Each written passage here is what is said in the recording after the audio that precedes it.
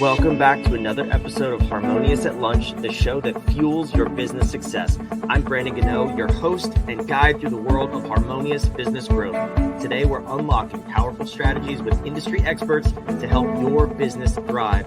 If you're a business owner, entrepreneur, or executive, you are in the right place. Join me and our incredible guests today on the journey to clarity, growth, and success. It is time to revolutionize your approach to business. Let's dive in with another episode of Harmonious at Lunch. Welcome back to some more bite-sized business advice. We have an interesting episode lined up today, a topic that I think a lot of small business owners really don't want to talk about and don't even want to think about, and that is visibility or PR for your business. But more importantly than that, on a small business budget, which is probably the sector of this topic that nobody understands. I don't fully understand it either. So I'm excited to dive in with my guest. I have Bridget. Cisco like disco is the way she introduced herself to me. So before we go any further, Bridget, welcome to the show. Thanks for being here. Thanks for having me, Brandon. I'm excited to talk about this topic because most small business owners have no idea where to start, how this works, any of it. Yeah. So you're a media expert. You're the co-founder. You have a business partner in your company, Visibility on Purpose. You've been doing this for a while. You're in this neck of the woods, this industry, if you will. I'm curious. I mean, when you say PR, I think a lot of people don't even understand what that means. They think like, I don't know, Kim Kardashian has a PR team. Like what does PR mean for small businesses? Yeah. And she does have a PR team. So PR is public relations, and it's really how your brand is viewed in the public's perception. So many big companies have PR teams that help them with crisis communications, right? So we see like the tabloid magazines, but usually for a small business, like that's not what we're talking about.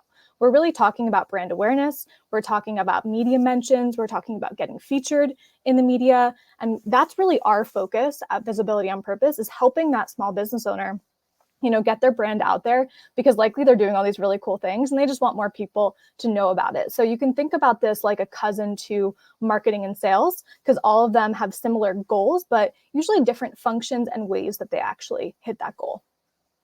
Yeah, I was going to say, what came up for me is you always hear about branding and then you hear about marketing, which are they're intertwined, but they're separate. PR kind of seems like the third leg to that stool, if you will.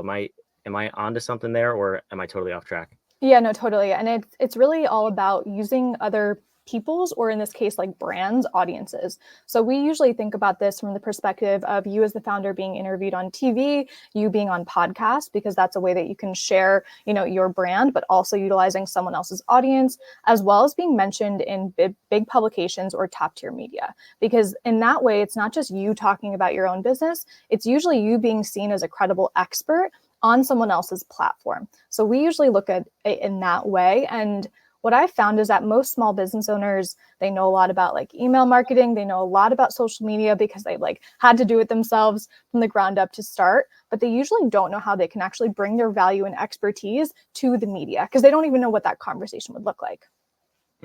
Yeah, you had me until you said credible platform, because I was like, oh, cool. You're practicing what you preach. You're on a podcast right now. And then credible platform is like, oh, that's too bad. Anyway, it's good to have you here, Bridget. I joke, of course, but no, that all makes sense. And what I like about it is the key there is leveraging other people's audiences, whether that's TV, podcast, YouTube, social, whatever it is. The hardest thing that I found in business is growing your own audience, and to kind of, I hate to say shortcut it, but that's kind of what you're doing by leveraging other audiences, right? So what are some of the ways you start to work with people? Because you can't go like from idea to getting on a podcast or getting on like the nightly news. That's just not smart. So how do you kind of start working with people to get them ready to have some PR for their business? Yep. So I think a big thing that a lot of business owners are thinking, or they don't even know much about, is how the media works. And you can think of the media as a synergistic relationship between sources and experts, which would be, me and you being able to talk on a topic and go to that media contact and say, hey, would you be willing to put out a story on this? And then it's the synergistic relationship between sources and then members of the media, like the writers and the producers, whether it's of a podcast show or whether it's a writer of a big magazine. And we have to always remember that they don't just want to interview you because you have a business. Like lots of people have businesses. That's not really their thought. So we always have to think about how can we really harness our value in a unique way that adds value to whatever story, whatever segment, whatever, TV show that they're putting out. And we have to think about, that they want to think about their audience, their numbers, their listeners. So I always like to say, we need to be able to think about how can we provide the value. So if you work with business owners, or if you work in the financial field, maybe you want to be talking about, interest rates. Maybe you want to be talking about ways to save money for college. And a lot of business owners don't really see the way that they can fit their expertise into what the media wants. So first, step one is really figuring out what are some topics that you could speak on. And if you're writing content, if you're going onto podcasts, you probably already have those topics like nailed down. It's pretty easy. And then the other thing to think about is, what media outlets are actually going to be helpful for my business. So if you're going to be featured in Forbes, if you're going to be featured in Entrepreneur, those are really all about trust and credibility. Whereas a smaller podcast or a bigger podcast is really great to move the needle for sales and to build a relationship with the host themselves. Yeah. And that's really great to have that foundation too, because then you can do it at scale instead of just going one by one and thinking, oh, what's my topic going to be for this story, this podcast, this blog, whatever. If you have those common themes that you can revisit, you also, the side effect and benefit of that is you become known as the expert around that thing. Exactly. So what I'm not saying, however, because you've heard me say this on this podcast and on my social media, is I'm not saying niche down. You can serve a broad range of clients, but what you speak about to the public, you need to have a couple of messages that people just associate you with as the expert, and get on shows about that stuff. So, all right, we have that. Let's say we have that. Our clients have it. Your clients have it. Step two would then be reaching out to these places, these outlets, whether it's, again, TV, podcast, whatever. And this is where I see people kind of drop the ball. As the host of a show who's receiving these applications, a lot of times, I see the good and I see the bad. And by no means is this like Channel 4 News that's probably getting millions of submissions, but I still one see. Day. Yeah, maybe one day. We'll see. We are very highly ranked in New Zealand, so shout out to you, Kiwis. We love you. But yeah, so what are some best practices, and also identifying like the right shows for you? Because I think people want to be on the nightly news, but they don't need to be. That wouldn't serve you as a small business. So kind of two angles. What's the best practice? And then how do you identify those places? Yeah. So best practices here, we always recommend having some sort of intro pitch that really introduces who you are and the value you can provide. Not from the angle of, oh, like interview me, I'm so cool, blah, blah, blah. More from the angle of like, here's what I see you already talking about. And this is where, a second point to this is understanding what kind of content they're already putting out. I'm sure, Brandon, if you get pitches where the person's listening to your show and they're like, hey, love that episode with Brad, who talked about, best tech tools for like startup founders. And they say that in their pitch, you're like, oh, okay, like they're already kind of part of the network. They're part of the community. They're already listening. So personalization is huge here. Highlighting value in the pitch is the second biggest thing here. And we do not want this to sound like a generic AI pitch.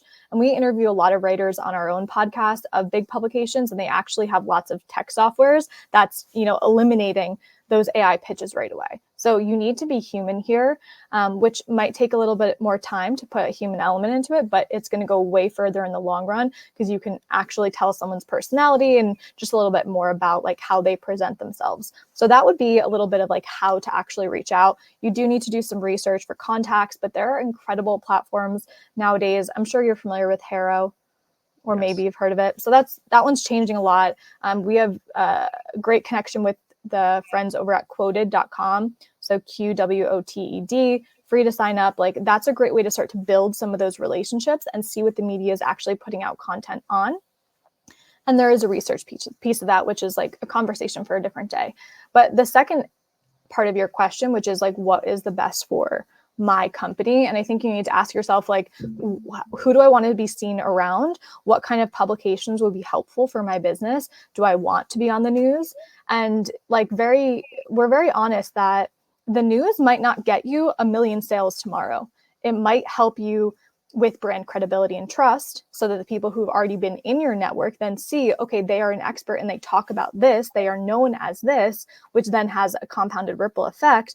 but you need to be thinking about what are your long-term goals and what's important for you. For some business owners, it's really important for them to have those shiny logos like on their website because they're getting a lot of traffic there already and they want that credibility. For others, podcasts are like the microwave method, right? Because you actually get to like be human, you get to talk about your story, you get to share value. So I think it's really dependent on the type of business and what goals that you have long-term and short-term. Yeah, that's really good advice. Obviously I'm kind of biased to the podcast thing, but I quite frankly only stumbled upon this in the middle of last year. So for context, middle of 2023, that this was even like a viable platform to get visibility and even convert that into sales. Not for me as the host, but me and my business partner, we are guests on other podcasts. That's part of our marketing strategy. And the one thing that really surprised me was you can put up as many social media posts you want every single day. They only live for a very short period of time, depending on the platform, anywhere from 15 minutes to 48 hours. You have to keep pumping out content. We are consistently booking sales calls from interviews we had in like October, November, January. And these things live forever. And just a side benefit, I don't know why, but they rank very highly for your SEO. So if you're on like a number of different podcasts, your website is now an authority in the space on that topic just because you went on an interview. So I don't know how do you leverage podcasts for your clients, Bridget? I'm curious because that's obviously one little like niche of the marketplace, but it seems like it's really growing. I'm a big podcast fan. I mean, podcasts are all about relationship building, and I think the reason that they do so well to convert is because people actually get to know you and they see the real human. And then when they hear your voice and they see you, it becomes more real. And I think this has to do with like the age of social media and just putting a post up there and like, going away, but they can't actually talk to you. So it allows this audience to feel like they know you. And I'm a devout podcast listener. Like any walk, any car ride, like I'm listening to some of my favorite podcasts. And I feel like I know those hosts. So if they put on events, if they bring on guests, I'm more likely to trust them. So podcast as a strategy, especially to guest on, is really about building that relationship with the host because, hey, they know a lot of people because they've interviewed a shit ton of people, which is like absolutely incredible. And then it's really about giving that audience a way to get in contact with you, right? So you're always thinking about what is the customer journey? Where can I have someone start? So just like for this, we're giving everyone a PR starter kit. And it's like everything they need to know about like starting in the media, what they need to have, what kind of websites, what kind of photography, bios, like just a little media pack to get them ready to start. We talk about some of the best platforms that they can use because a big question is like no one knows what's even out there. So we give the guest or we give the audience this like next step into our world. And that's how they convert, right? I'm sure when you and your co-founder go on these shows, you're talking, you're sharing value, you're sharing like what you naturally know. You tell the audience a way to get in contact with you. Maybe they join your email list, maybe they follow you on socials, and then it just becomes that ripple effect because they're one step closer to you. And podcasts just do that really well. And I think it's because of this human element. Yeah, it's just so cool. I put what you were talking about on the screen here. It'll also be in the show notes. It's on Bridget's website, that media starter pack. So definitely go check that out. But I'm curious too, because this whole conversation, like very good strategy, good tactics. We've kind of honed in on podcasts, but the topic is PR on a budget, especially a small business budget. So can we unpack that? Like, what should we be expecting as far as a budget? Because that's the next kind of scary hurdle is when you think of those big companies with their PR teams. Anytime you say team, that's salaries, which we don't have PR teams in small businesses. You can do this yourself. And let me tell you what we do for PR. It costs us roughly, I think $80 a month to both host this podcast, get on all the podcasts we're on, and cut up all the clips and post them on social media. So that's some grounding and context. But Bridget, you're the expert. That's just my experience. What do you kind of tell people as a budget range? Yeah, that's super helpful. There's many different levels to this. Like a business owner can completely do this on their own if they want. We do not do pay to play. We do not promote it. There might be a time and place for that, but this is really about you introducing yourself to members of the media, whether it's a podcast host, whether it's a TV producer. The only thing that takes is your time.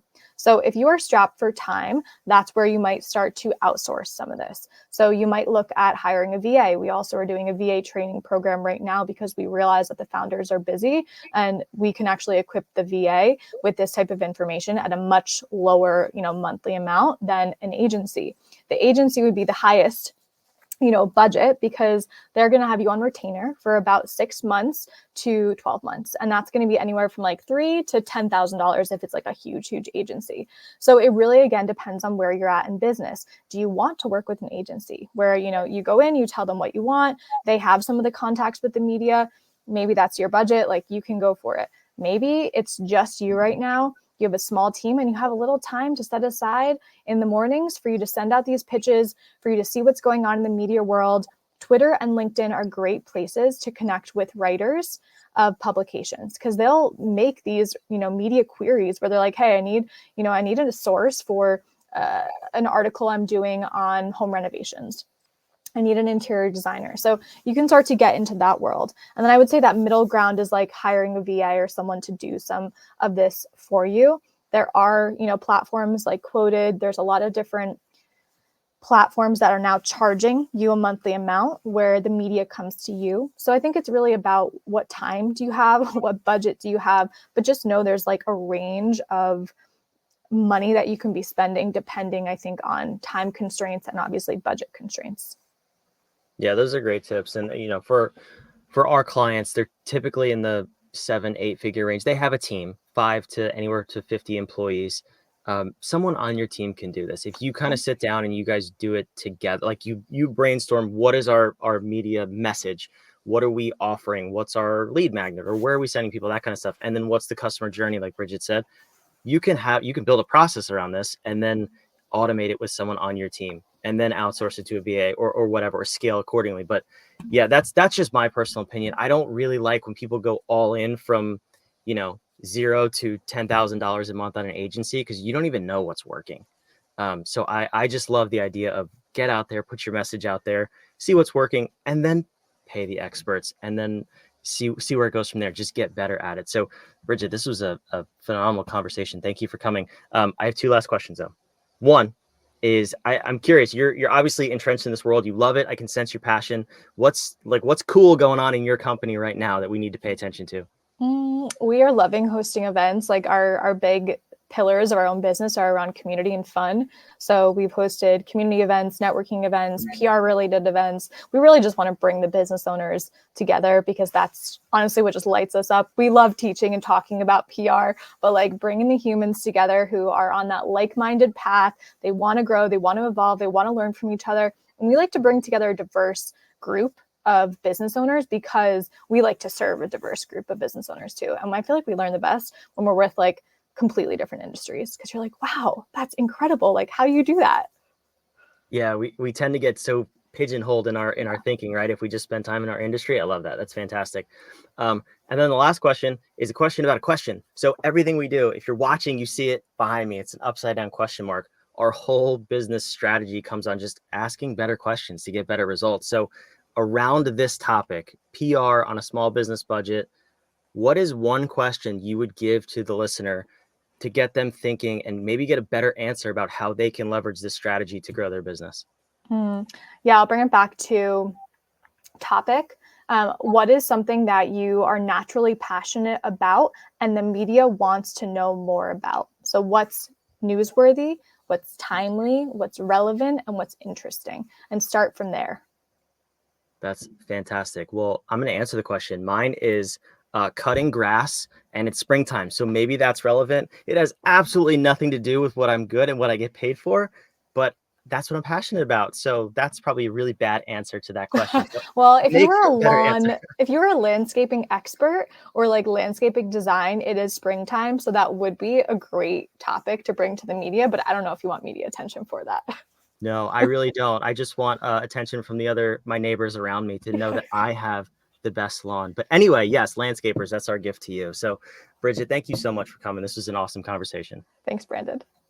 And wherever you are watching or listening, first of all, thank you. Second of all, subscribe. Make sure you don't miss a minute of this daily madness that is this show.